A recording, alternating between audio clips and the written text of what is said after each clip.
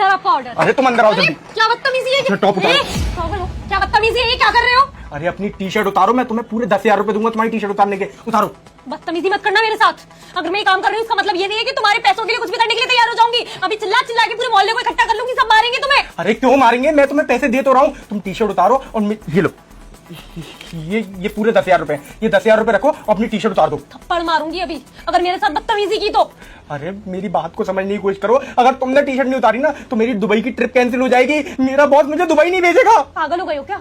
तुम्हारे बॉस के तुम्हारी दुबई की ट्रिप से मेरी टी शर्ट उतारने का क्या लेना देना है? तुम सिर्फ और सिर्फ एक बदतमीज इंसान हो जो मेरे साथ बदतमीजी करने की कोशिश कर रहे हो। अरे रुको रुको रुको, हाथ मत लगाओ। मैं तुम्हें पूरी बात बताता हूँ, तुम गलत समझ रही हो।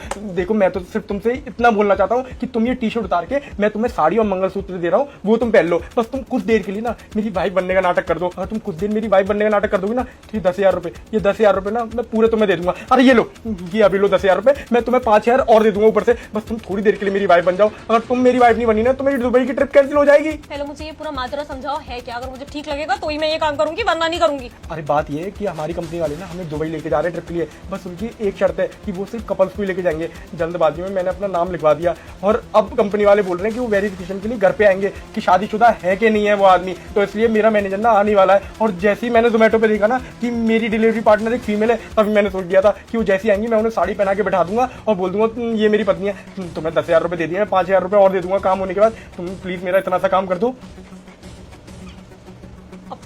ठीक है, लेकिन कोई होशियारी नहीं। नहीं नहीं, बिल्कुल भी कोई भी होशियारी नहीं करूंगा। तुम चलो मेरे साथ, मैं तुम्हें साड़ी और मंगलसूत्र दे देता हूँ। चलो। अरे कहाँ रह गई? जब आएगी जब मैनेजर साहब आ जाएंगे। ठीक लग रही हूँ ना? हाँ ठीक लग रही हो, बैठो।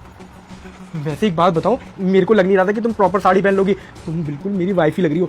अब बस जब रुक जा पुत्र, वीडियो को बंद मत कर, सुन ले मेरी बात, वरना तू बहुत पछताने वाला है। कुछ बड़ा होने वाला है तेरे घर में। यदि तू उसे रोकना चाहता है तो मेरी वीडियो को फॉलो करके 10 ग्रुप में शेयर कर दे। सब मैनेजर आए ना तो उसके सामने बिल्कुल भी होपलेस मत होना। अगर तुम एक बार होपलेस हुई ना तो मेरी रीढ़ मार देगा मैनेजर। अब मेरी एक्टिंग तो अच्छे से आती है, मुझे पता है, मैंने बचपन से। अच्छा ठीक है ठीक है। शायद आ गए मैनेजर साहब।